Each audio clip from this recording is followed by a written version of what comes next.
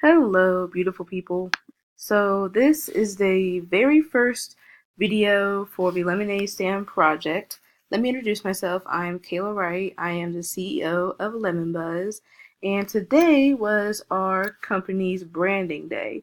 So what we did was we made and finalized our two logos.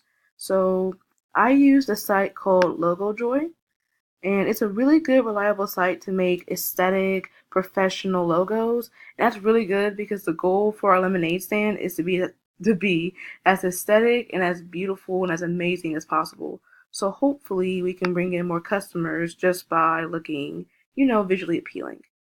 So let me show you what we made. So these are our two logos right here. This one is going to be for the sign, just the general logo, Lemon Buzz, Lemonade Stand, because some people mistake the buzz for alcohol so far. So we're trying to prevent that. So Lemon Buzz, Lemonade Stand. So that's how this one looks.